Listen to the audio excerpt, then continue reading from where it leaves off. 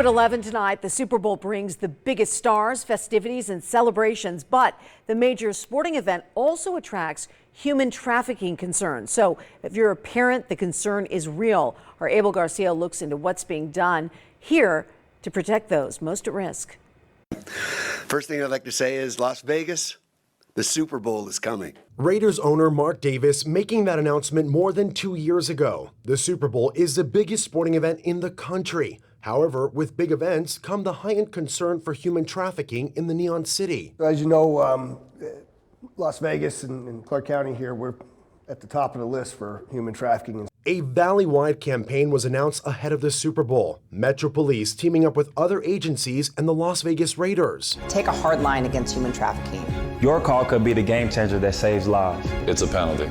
According to the U.S. Department of State, there are an estimated 27.6 million current human trafficking victims worldwide. Here at home, per every 100,000 people, Nevada ranks second for most victims with a 5.99 incidence rate. Samantha Summers Rivas is the founder and CEO of Ruby's LV, which is a nonprofit that tackles human trafficking. She is also a sex industry survivor and says human trafficking has changed in recent years. A lot of times people just naturally associate with human trafficking, sex trafficking with the white van, right? If you're a parent, you really want to make sure you're monitoring all of their social media activity.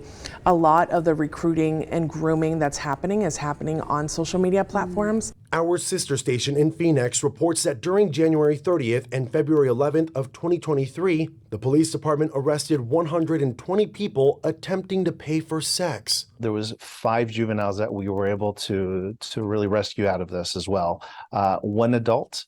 61 different cases were worked during this operation. Super Bowl 57 and a couple of other events were held during that time period. As the focus changes to Las Vegas Metro is actually out here observing as we were handling everything. Sheriff McMahill says law enforcement will be out in force this week. Stopping human trafficking is something that hits close to home for Samantha. I want to challenge people to take it from being educated and knowing that it's happening to saying, what can I do to assist those that are on the front lines helping these women and children? Samantha got out of the sex industry and started Ruby's LV back in 2018. She says she was fortunate to get the help to turn her life around. She has been married to her husband for 25 years and they have 2 kids. Through their nonprofit, they now help others by educating people about human trafficking, by speaking at events and helping young people who have been sexually exploited. I'm doing this for our children and our children's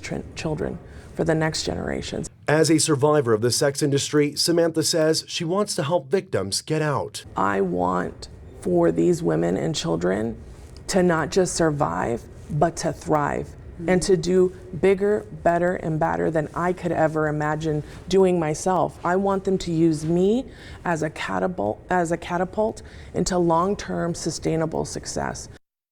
That was Abel Garcia reporting. Sheriff Kevin McMahill says this next budgetary cycle, he says, is significantly increasing the human trafficking efforts at Metro by creating a squad that's focused on human and sex trafficking here in our community. So if you suspect someone is being trafficked, you can text Be Free to 233-733.